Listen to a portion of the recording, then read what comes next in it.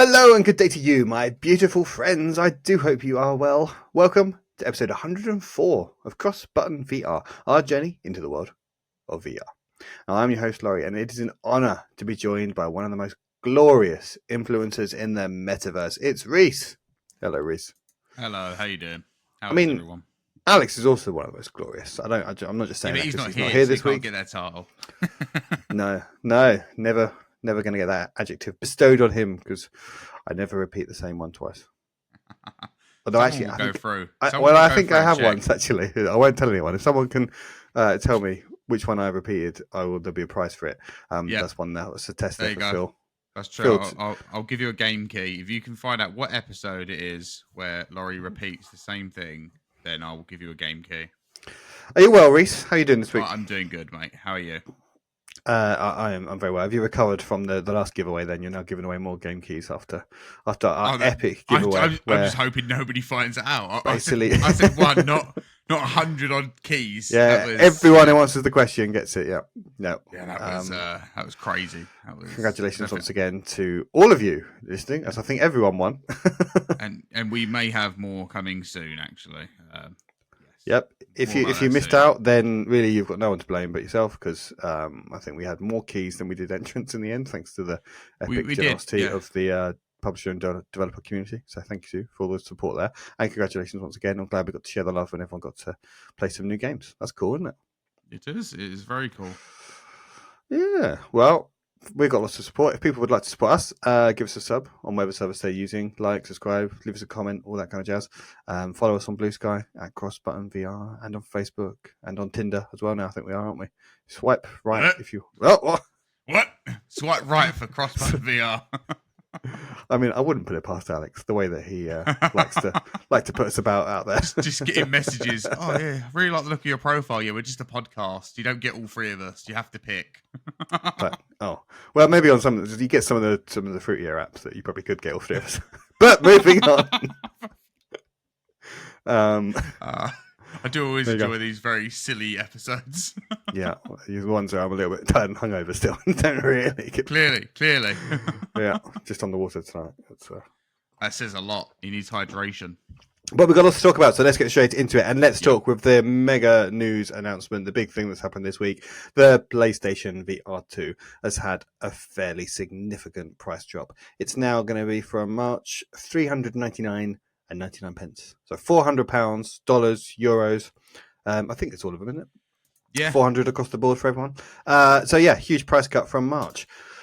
So that is fantastic news, frankly, for the headset. Everyone has always said that it's clearly far too expensive at £530, £570 for the Horizon version. So, yeah, that is a fantastic new price, as PlayStation themselves refer to it as their blog, or great new price for our headset. Yeah, it's definitely needed. Definitely needed. I think entry point wise, for if you're an enthusiast of VR, then I think the main price point was never really a big issue. But if you're somebody who wanted to always try it, I think this is a more palatable price. Yeah, I think it's not a great look when the headset accessory is more expensive than the PlayStation. There is that too, yeah. Just to correct myself there, it's $400, but €450 and £400, and 66,980 yen. If any of our Japanese listeners wants to know, but so yeah, it's not 400 across the board because the Europeans got to pay a little bit more in their euros, I'm afraid. So yeah, it's a much better price. Obviously, it brings it down below Quest 3, which I think is important for it, and quite significantly below Quest 3 now, which is $480. Obviously, $9.99, something like that, isn't it? Yeah, I think it's $480. Yeah, so obviously it's not more expensive than the 3S, but I think it's quite a lot better than the 3S. So I think Sony aren't going to be too worried about that. But I think $399 is a much more realistic price, and I do think I kind of thought the price was not a good price before, but justifiable on the basis that you've got the two controllers as well, and there's a lot of tech that's been packed into it. So $399.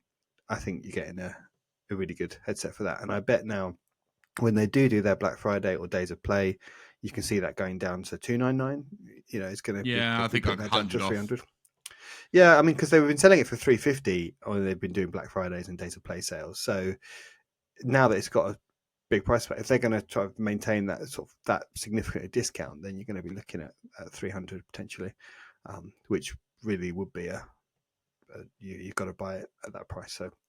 So yeah, so that's, I think, it's a very positive outlook, and it's not. We were talking last week with Jamie and thinking, oh, I wonder what blog we're going to get from them, just to if they're going to acknowledge the PlayStation VR, and we didn't get one celebrating the second anniversary. They didn't mention the fact it's been on the market for 2 years. So I think the whole Call of the Mountain people, they put out some tweets saying it's 2 years since we climbed up the mountain with Reyes. But yeah, Sony themselves didn't really make any big deal out of it. But they have now 2 years on the market. They have dropped its price down to what is a much more realistic price. It feels like the early adopters' price is now out of the way with, and it's now a more compelling price for people who are, like you say, Reece, just a bit more curious about it.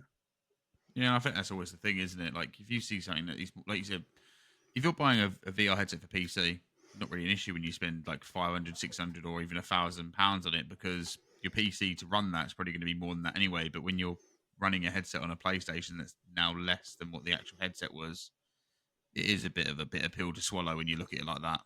But once you've tried it, you kind of appreciate what it is. Usually, can't say everyone has, but.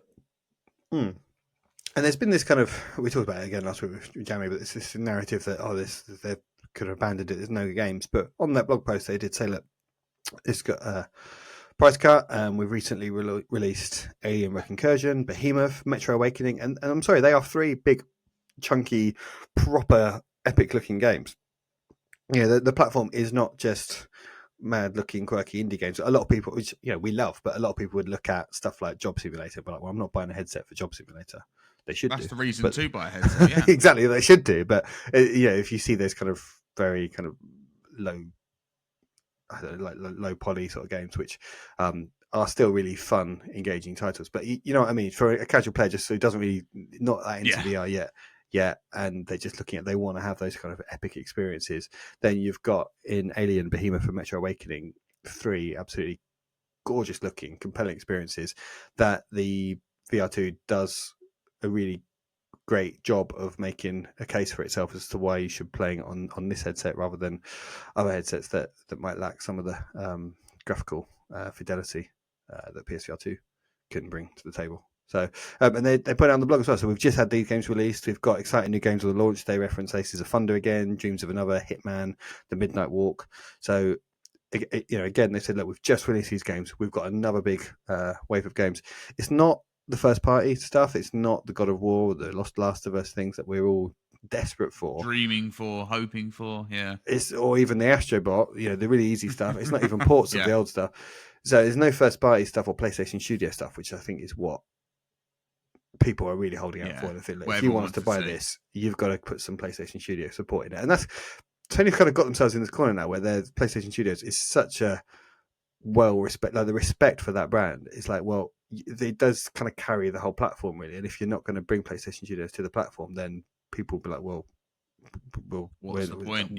We're not going to get involved, because without PlayStation Studios, people think, well, I might as well just get an Xbox and Game Pass. But it's the PlayStation Studios is kind of secret sauce that makes that ecosystem so feels so essential that you can't miss out on, because people are like, well, as good as Game Pass is, I can't not play the next Last of Us game, and I can't not play the next God of War game.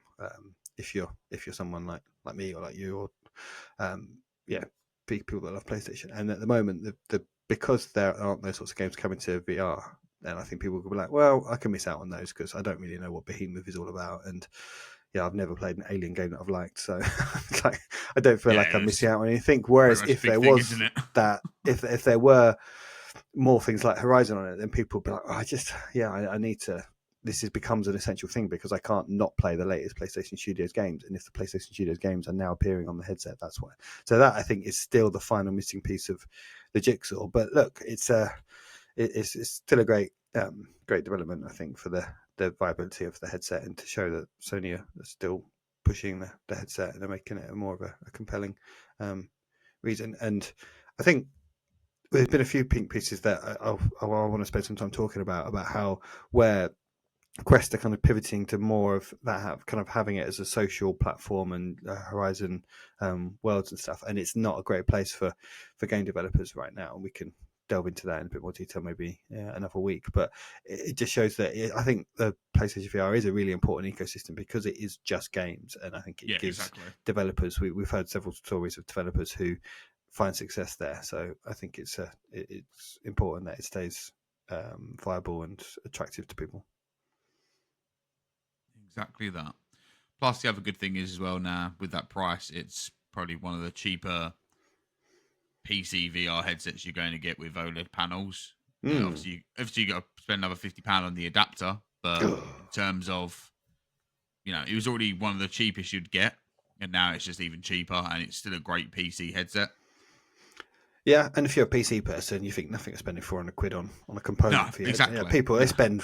I've seen. Yeah, we got Max in our WhatsApp group. We spent £500 on a fan for sticking his computer this week. You spend more than that just for a glass box to put your PC parts in. Leave the glass boxes alone. They've all got to be glass. Yeah, I think they're about. I think the one I'm looking at for future is £250, but I haven't got to upgrade just yet. So. Yeah, see, that's just an empty box you're paying that for. So £300 or £400 for a PC VR. There's some cables in it at first, and maybe some free fans if they're feeling nice. Yeah, you're polishing it there. Yeah, but yeah, and as well, I remember in terms of the value proposition, I remember a year ago when we were looking to say what we needed for year two. The big things were a price drop, and I think we predicted that last year. We didn't quite get there in time. No. But it was a price drop and PlayStation PS Plus, which obviously it's on PS Plus now. There's a fantastic collection of games on PS Plus, which were one of the things we were asking for. So I think two of the things so far. Yeah, I think it's definitely taken them a while, but I feel like we and the kind of gaming community and the kind of hyper online people were just like demand all this stuff to be changed immediately. And actually, Sony are like, well, people, we don't need to rush this. The platform's going to be on the market for a good 5-6 years, so it's taken longer than I would have wanted still. But okay, now it's got a really compelling price, and if you buy that headset, you basically don't have to buy any games if you just sub to PS Premium, which is what, £13 a month, I think, if you buy it a month. But you can get that on Data Play for like £60 for the year as well. Yeah, I think 60 or 70 for the premium, something like that. I think I got 70 for a renewal. Not too bad. Yeah, I think maybe if you use like CD keys there to get cheaper credit, so you could probably knock a bit more off that if you're really tight. So yeah, you can buy the headset. You can get, I think, 12 excellent games for it to play on, and as well, we should mention as well that £400 includes Horizon Call of the Mountain as well. So it's not just if you buy that version. Yeah, they're selling the SKU without it for £400 or the SKU with it for £400. So it's pretty no brainer as to which one you should choose. But I think you said, or Alex said, that eventually one of those SKUs is going to go out of sale and they'll just retire. Yeah, I think. Because they're crazy having both of those on the market. I think when the stock goes for the Horizon one, I think they're just going to call quits on that one, just simply because. Well, yeah, it'll be interesting to see. Or maybe it'll be the other one they retire. Yeah, and knows? I think it's £400 including a game, or £400 with no game. Maybe more palatable, isn't it? So yeah, maybe they'll do that one. Who knows? I mean, maybe they'll retire that, and maybe they'll do £400, but they'll include, I don't know, like Behemoth or something else in it. Or I suppose Horizon's good because it's a good kind of family game, and it's a good. Maybe you can start at game for VR as well. It's quite slow pacing. The combat's not too heavy for someone new to VR as well, I think. Yeah. Maybe they're packing Kayak VR instead. But I mean, arguably, you could say you don't really need. Well, you could say you don't need a packing game if you get PS Plus. You've got 12 packing games. They should just give 3 months membership for PS Plus or something. Yeah, they could do that instead, couldn't they? Just say, we're going to give you 3 months of PS Plus Premium, and then you've got three months of free games anyway. So, but yeah, I think it's in a really much better position now, and there are still some first party, or not first party, there are some big games coming to it, not first party, but still some exciting games to look forward to. One we're going to talk about a bit later today, which I'm very excited about. But yeah, I think that's very cool. Very cool. We shall see if that makes any difference to the kind of narrative around it, I suppose. Probably not. Even some of the press moaned about the price drop, saying bad things, so who knows? Yeah. You can't win. I mean, when has a price drop ever been a bad thing for anything? Like something cheaper? I mean, crikey. Yeah. Cool. All right. Well, that's the big thing to talk about this week, and we have Julie talked about it. So let's move on. I want to talk about the thing that I'm most excited about first in the news, and that's Wanderer. Fragments of Fate has finally got what we hope now will be the final release date of March 27th. Hopefully, they can't delay it again. Surely it would be so embarrassing if they did. They would have, after what happened the last few times, they would have been absolutely sure they can hit that before they. And that still is suitably far away. That they've got plenty of time for polishing and stuff. Yeah, but it's dropping the same day as Hitman now. Can they just come the week before? Just make it that easy must on be me, annoying. please. It must be annoying for Sony because it's like, guys, look, we've got one big game. Like, yeah, that is a bit daft that they didn't swerve that. But I mean, I hadn't quite realised from how much of a escape room-esque game it is. Yeah, it's a good mix. It's a good mix in that game. And like my favourite games that I played on VR2 are stuff like The Room and the escape room games and like Seventh Guest. And I've played them, and I think I've always said, I'm talking about on the show, that it's just I'd love a game like this that's sort of a bit more story driven. And I genuinely, this is like my most hyped game, kind of VR or non-VR. I'm so excited to play this and also reading reviews of the original Wanderer that came out a few years ago. It's highly rated. It's highly rated, but the reviews of it, it's good, but there's a few technical things, or it's a few held back, or the fidelity's not quite there to realise the ambition of the scope and the great story it's tell. So it's like the developers were like, all right, fuck you, we're going to make it again then, and they're kind of remake. And so I'm surely it's a kind of absolute slam dunk for them, because it'd be hard to mess up a game that's already really good, and they've gone back to just make it much more technically impressive, right? It's like, how can it not be good? So yeah, I'm so hyped for this, and I'm excited that it comes out this month now, because we are now in March somehow. Definitely looking forward to that one. And I think that is.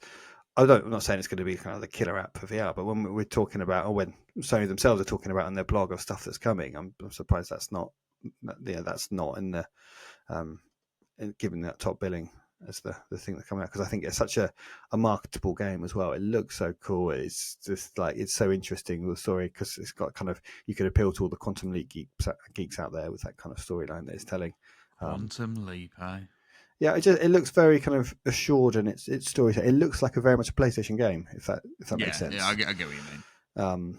A strong kind of narrative adventure type thing, which the community love. So yeah, I really hope that game does well and reviews well, and people are excited to play it and they pick it up, and then no one can say, well, there's no games for that headset, or VR's rubbish, there's no decent games to get. It's all just still saying it all the time, don't they? It's all just Beat Saber. Yeah, it is. It's just like, how many games do you want to get released? There's too many games to play on it, and people still say, well, there's no games, it's been abandoned by Sony. Yeah, I don't know what I'm talking like this. It's the voice Laurie hears in his head sometimes. He's just laying there in bed. It's like, oh, what was that? Maybe. It's me, Laurie. Go back to sleep. Laurie, go to sleep. I'm tired. What we're talking about? Whose voice is that? Yeah, so it's exciting times anyway, because we've got Wanderers coming out in a few weeks. We'll be able to review that in a few weeks' time. We've got the VR showcase coming up next couple of weeks as well. And some more things are mentioned there as well. Some little tidbits they said of this Triangle Factory. The developers of Breaches have got a surprise. Yeah. Obviously, we knew about Hitman. Hitman coming out this month as well. More Ghost Town as well is going to be shown at the showcase. There was other little bits and bobs. Yeah, like Hitman. This is going to be the time they're finally going to make the game. This is going to be the VR version of it. This is the definitive. With fourth. Is it fourth time, Lucky? Fourth time with asking, or third time? I mean, you could count it as the fourth if you want, because you've got the PSVR1 version PC, and then you got Quest, and then you got this. But some people argue that the PSVR1 and PC were the same version. So, well, the third time of asking. They can't mess. They can't. They said everything's interactable, so I'm sure it's fine. So again, you've got really proper big junky meaty game to play there. That's three whole games in one. Like, that's Hitman 1, 2, and 3 in VR. Like, that's crazy. They're long games. Bastards. They're too long. And like Wanderer is like 10-12 hours as well. That's a big old chunky game. I defy anyone. I'm sure Jammy would finish it in a night though. Oh, of course he fucking would. Yeah. I mean, and your people out there like no one's finished Arcane Age yet, apart from Jammy. I think a lot have, but yes. That's another massive game though. No one's finished that. I bet you finished it, haven't you? You platinum? I haven't finished it yet. No, I played a lot more of it on PC than I did on PlayStation, because I had What about access to PC. is it Hippie Pickle? He's playing it, wasn't he? I think he's Hippie Pickle, I believe, is platinumed it. Of course he has, yeah. Yep, he sunk some time into that one. Okay, well, so the first confirmed completion then in our community. So well done, Hippie Pickle. Yeah. But anyway, so there are loads of bloody stuff to play on this headset. Too much. And we've got more games coming now because Gorn 2 has just been announced. Yes. So you're excited for this one, aren't you? You're a big Gorn fan? I remember playing a lot of Gorn on PSVR1. And play loads of Gorn. Play a bit of Gorn. It was the first game I actually smashed my hand against something in my room because of really? Yeah, I smashed my fan against, I knocked it across the floor and actually broke the pedestal. It was one of the pedestal fans. Damn. Yeah, I had to go out and buy a new fan. Was it worth it though? Was Gorn worth a new fan? My hand absolutely caned after that. Like, was it worth it? I don't care about your fan, your hand. Oh, thanks. Yeah, it's a lot of fun. It's a good workout as well because the way the movement was, you kind of had to move your arms like that to kind of move at the time. They have it now in the PSVR2 where you can use analog, which is a bit more forgiving in that sense. I haven't played as much on the PSVR2 as I did on PSVR1, but great arena style brawler where you just have to kind of do challenges. It might be kill a certain amount of enemies, do it with these certain weapons, things like that. It was just a bit of a wacky game, like where you literally just smash in heads and you see them kind of cave in. It's brutal. It's incredibly brutal, but it's one of them things that's only capable in VR because of how it's made. And I think a lot of people are going to be happy to see a second one come in. I think a lot of people enjoyed the original. It looks proper gorgeous, doesn't it? The art style on it is. Yeah, it's good. It's really I think nice. I think Devolver are still publishing this one. I think Free Lives are working on it as well, but also I believe some of the devs are from Cortopia Studios, apparently. Yeah, I think they're the ones that did Escaping Wonderland. Yeah, which we might be talking about in a little bit. So yeah, pinning that one. Yeah. So Free Lives did the original, which people who don't know who Free Lives are. They recently released Angerfoot, great game, but yeah, they did have this in the original Gorn in VR prior to that. So, yeah. So it's a gladiator simulator. Exactly. So it's on PSVR now and Quest, obviously. This strikes me as one that would be better on Quest, just for the kind of lack of cables and the kind of flailing your arms around like a lunatic. I never had an issue on the PSVR1. I mean, like you said, you can get the first Gorn at the moment on PSVR2, and it still runs great on there. It's still a good bit of fun. Still a bit of jank here and there, but it's good fun. But I never had an issue with cable with this game, which is surprising, seeing how much you moved your arms on the PSVR1 version. But VR legend Henry Stockdale, I think, reviewed it for Upload VR. What? And called the Gorn one obscenely entertaining. Yeah, that's accurate. I'd agree with him. Yeah, actually, no, sorry, it wasn't Henry. It was Jamie Feltham. Oh, off of your VR showcase. So yeah, obscenely entertaining. He found it. So I'm sure he'll be excited for Gorn 2 as well. We don't know when that's coming though. This year, it's coming everywhere later this year. So look forward to that. More to look forward to. Right, you're gonna have to explain this one to me. So Beat Saber has got "Not Like Us" by Kendrick Lamar now available on Beat Saber as part of the Shock Drops. Yeah. Okay, so what are the Shock Drops? And is it just one sock that's coming? One song? I said one sock then. It's a shock. One sock coming. So the last shock drop was Houdini by Eminem. It happened a little bit after the Eminem pack released. Not Dua Lipa.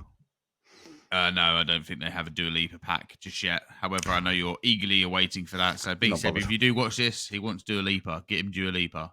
The pack, not the actual singer themselves. Well, I'd take Dua Lipa as well. But yeah, I'd settle for a pack on Beat Saber. You sit down watching this with his wife. What are the shock? Tell me more about these shock drops. So yeah, it's just kind of big songs that have kind of made a hit. So like I said, obviously Eminem first with Houdini being a really hit song. That was the first shock drop. Now, Not Like Us has kind of blown up more than anything before, simply because of the Super Bowl where Kendrick Lamar performed this song. So now it's just a new pack you can buy. I think it might be $2.99 or $3.99, something like that. And then you install that, and it'll be in the shock drop packs, and you can just play it. And I'm sure they're going to add more in time of more of these big songs that just kind of blow up out of nowhere, and then they're just going to release them. So, and you just you pay for the one track, do you? You pay for the one track. You don't have to pay for a whole pack because, like I said, they always release separately, but they go into the same folder because they're part of that said folder in a sense. So it's just like a little free expansion to a pack, or exactly. So you just buy them each time, so they're like $2.99 a track or $3.99 a track, something like that. You can't beat a little bit more Beat Saber, you know. They've got to keep adding to it. They don't ever seem to stop. Yeah. Well, yeah, they're Good not thing. going to stop, are they? It's just going to keep going. Exactly. Something else that's hopefully going to keep going is Mannequin, which has just gone free to play. Yes. Cool. I don't. How much was it before to play? I'm going to say it was somewhere between $7.99 and $12.99. It wasn't expensive. It was, for the price it was very much worth it. I think it even won an award for one of the best multiplayer VR games. I'd agree with that. It was a very fun game. So, I mean, I should have read up about this beforehand, but how is it? What you're doing then to pay? You must pay them some money. They're not just giving them. So I believe the game, in the sense of it, so where it's free to play, is you get to play a certain amount of levels and things like that. But if you do choose to pay for the access pass or whatever it's called, you get more levels, some other little bits and bobs here and there. It's more than free to play. It's more of a trial in a sense, just to kind of get people interested. Because I think, again, they're having that problem like every other developer on Quest at the moment, where somebody finding your game right now is incredibly hard. Yeah, and it does seem like nobody will try your game unless it's free, sadly, on the Quest. And I think we'll come back to that. I think there was something that's put out a couple of days ago. It's about 80% of people's time is on free to play games on Quest. That's the data that's came back, which is crazy. Yeah, I mean, you got to think though. Like, it's the same for like all video games, like Fortnite. It makes sense. Roblox, like kids have got all there's people playing video games like kids. They've got infinite time but no money. Yeah. Yeah. Either way, this game is one of the ones that I think needed to come across to PSVR2. I think the community from PSVR2 would have really enjoyed this. It's a proper community style game. The way one team goes in as the agents and has to take out the mannequins, and the mannequins have to kind of destroy these different, it's like 3 areas of like your objectives that you have to destroy. And it just works so well. I mean, we played it with some of the devs at first, had a great time. We played it with some people online as well. We had a great time. It's just a really fun experience. And I think the problem with this game is that it's not on every VR platform. At the moment, it's only on Quest and PC. I think it does need to make its way over to Pico. It does need to make its way over to PSVR2. The more players in this game, the better, because it is one of them things where it's just incredibly fun. Yeah, I should like to have a go on it, and maybe now I will. It's free to play. Yeah, you and I can definitely a fun one. Yeah, I'd be up for that. Talking of these kind of online social games, Frenzies has got some new roadmap content roadmap, and they're boasting. It's probably quite linked to what you were saying in the last story. You can see how development is changing because they've got some new multiplayer social space. They call it the Hangar update. Hangar. Yeah. Not Hangar, but Hangar. So it's a multiplayer social space, which again, like you were saying there, it's just like to try and thrive on Quest. Yeah, you can see how developers are adapting their games to think, right, people want like Gorilla Tag, they just want to dick about in a space with their mates and stuff. And that's like, I get that.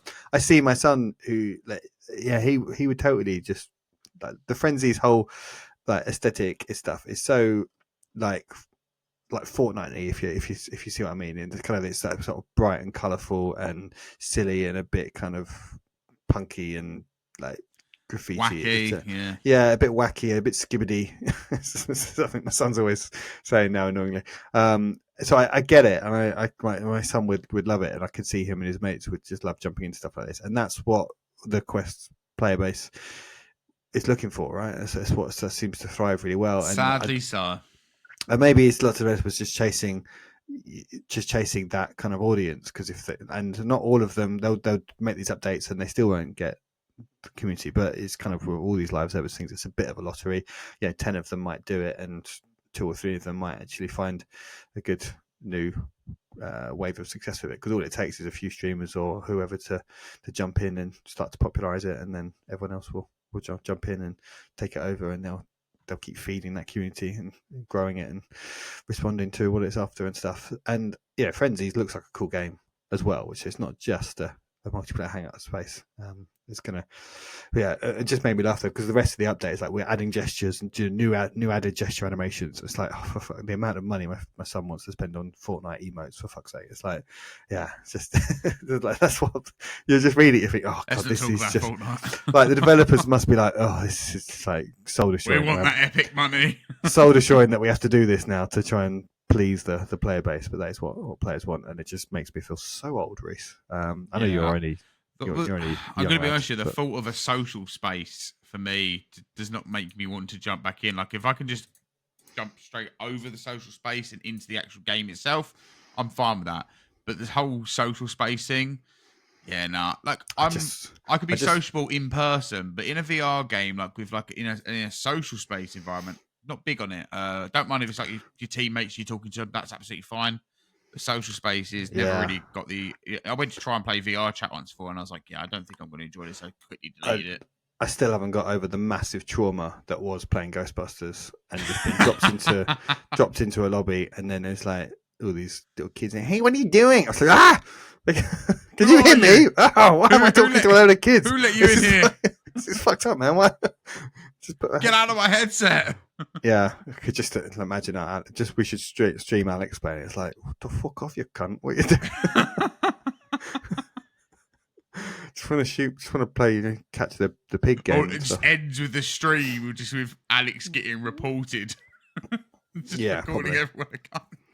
But so that's the hangar update, which I'm guessing is that now. Lots of other updates and quality of life stuff on it. And then in spring, there's a player progression update, which is always ominous. Could go either way. And then there's a new round type and arena, new cosmetics, bot updates, whatever that's about. And then in the summer, there's another update as well, a store update, another round type and another arena as well, and then a multiplayer space update, whatever that is, and more. So again, they're going to keep updating. Still no word on when it's coming to PSVR2. That's what everybody else is coming. Yeah, they've announced it's coming, but we don't know when and stuff. And again, it feels like it would do quite well, and I think it'll get some love on there. I think some people enjoy it, and especially with the trophies, it'll make me more, enticed to play it a little bit more.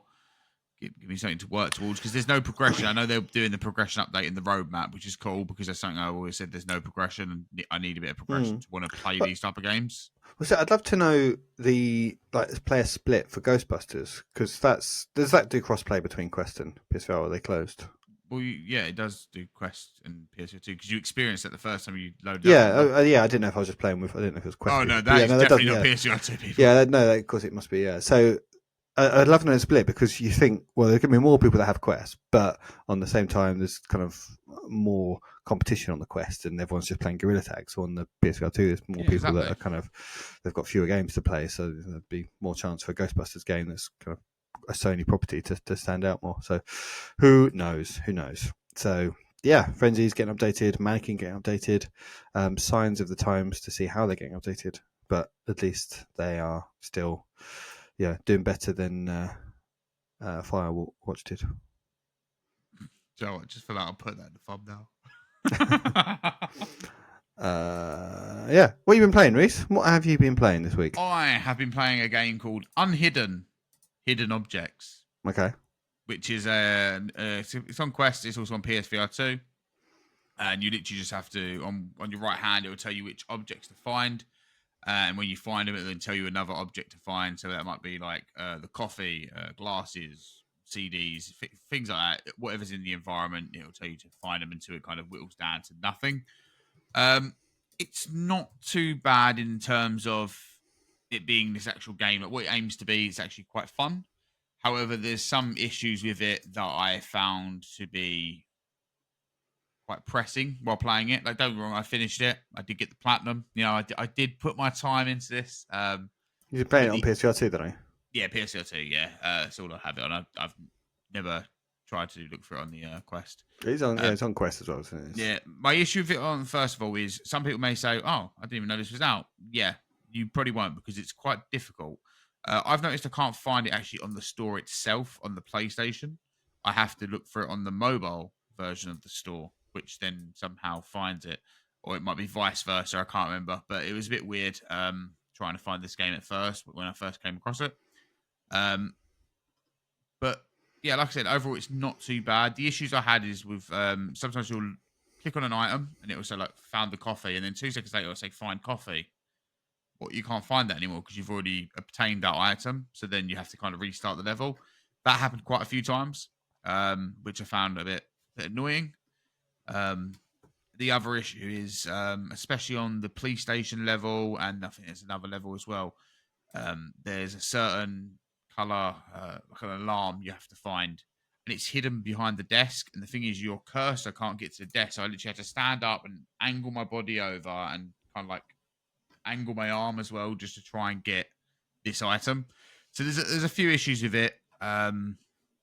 But I think overall, what it aims to do, it does. It just, I think it could be better at what it's trying to do. But it was I'd say, in terms of how I think I spent an hour to 2 hours on it. My time wasn't entirely, wasn't entirely spent bad. I'd say the last 30 minutes of it, I kind of wanted it just to end, though, because I was kind of like, I've had enough of this now. It was all right. It's kind of like hidden object games. It's kind of mobile game sort of trend, isn't it? It's very popular in the mobile gaming space, I think. So exactly that. It's a bit like escape room type puzzle type things that we see, like The Room. That's a very popular mobile genre. So I can see why these sorts of things want to come across to VR and stuff. So sounds quite cool. My verdict is it works. It could work better. But there we go. Fair enough. What have you been playing, Laurie? I'm more interested to hear about what you've been playing. Okay, well, I started playing Escaping Wonderland from Mannequin devs. Not Mannequin devs, Gorn devs. Gorn devs, sorry, yeah. Yep, the new Gorn. Not Gorn 1, Thank you. I'm glad you're here, Reece. I genuinely am glad you're here. Me too. I started playing Escaping Wonderland because when that was one of the games before I had the quest, I was like, I really look at that game, and I really wanted it to come to PSVR2, and it didn't. But then I got the quest, and I was like, I can play that now. And I started playing it, and obviously, instantly, totally blown away. I think it's absolutely incredible. And then I remembered that you actually got us keys for Down the Rabbit Hole as well, which was the original one. So I was like, oh shit, no, I shouldn't be playing this yet. I've got to go back and play Down the Rabbit Hole. So then I jumped into and started playing that as well, and I'll go back to Escaping Wonderland afterwards. But oh god, there's just both of them are just such beautiful. Yeah, they're nice games. The little characters and the little like dioramas. It's like reminding me of playing like Luigi's Mansion, where you've got the little really cute little living room, the little sort of spaces you can look around in VR. There's just these little miniature little doll houses basically, and it's really great that you can sort of when you're in, it's kind of you're in like a donut shape. The levels are kind of donut shaped around you, and so you can just turn your head completely 360 and see the level, or you can grab and just sort of move it around, sort of rotate it around you, and you can pull it towards you and further away. So you've got kind of, just imagine your head is in a donut, and the level sounds like heaven. Yeah, your level goes around you in a donut shape, and it kind of spirals. It's very vertical because you're sort of spiraling up the whole way through, and it's just so gorgeous. And you've got this kind of puzzle. It's like a puzzly platformer type storytelling thing. Don't think they're long games, particularly, are they? No, not overly long now. So I wouldn't know because I've not finished TV yet. But yeah, it's kind of gameplay. Yeah, it's a bit like Moss, I suppose. That style of it's a 3D platformer, but it's just the whole kind of fairy tale, the storytelling vibe of it, and the whole graphical and the voice acting as well. That's what I just was impressed with both of them. The production on them are both really good. They've got gorgeous music, gorgeous voice, really good voice acting, and they look fantastic. So I'm so excited to play some more of those. It's probably going to distract me from Batman Arkham Shadow. Ooh. I'm afraid, just on the quest, and all these PSVR2 games. Fine. You can always come back around to Batman. Yeah, well, it's not going anywhere for sure. But it's just like fuck me, like VR. It's just so much to play. And I've not made my life easier by getting the quest now. It's fucking I've got double this sort of stuff to play now. But that's what you find with the quest. It gives you more options. You don't necessarily have to overwhelm yourself. Don't need more options, Reece. I need fewer options. People need to come into my house and take some of these things away from me. People okay, I'll be around soon. I've gotten really into Avowed this week as well. So people just confiscate all these fucking things. I'm just like, I've got so many different devices to play games on now. Too. Like seriously, I've only played Unhidden Objects and All Aboard. That was the only 2 VR games I've played this week. The rest of it's just been Alan Wake 2. Nice. That's on my to play list. I've not played Alan Wake 1. Which says a lot, seeing as all I usually play is VR. Yeah. Well, I'm struggling. There's so many different things at the moment, and it's a fantastic problem to have. But yeah, anyone who says, there's nothing to play at the moment, or just the gaming industry is rubbish at the moment. I've never been a worse time for games. There's nothing to play. It was just too long a gap between big releases. I'm like, can we have a longer gap, please? Can you allow me some time? Yeah, I just say to people, you do not know what you're talking about. There is just so much stuff out there. Between all these ecosystems have got so much stuff on them, no matter where you're choosing to buy into. Still somewhat depressing that I think it's like 10 live service games take up 40% of all games played. You think of how many thousands and thousands of games are released every year, and there's 10 games take up 40% of all gaming time. It's like that's depressing. But notwithstanding that fact, there is just so much out there to play. But I would really recommend people starting with Down the Rabbit Hole and/or Escaping Wonderland if you like your 3D platformer, adventure, fairy tale, Moss-like games, because they are both something very special. And we've mentioned a few times about the current struggles that devs have finding getting their games discoverability on Quest. So do a very small bit to help the problem. Go and find those games on the Quest store and check them out and give them a play, because they're both excellent. Exactly.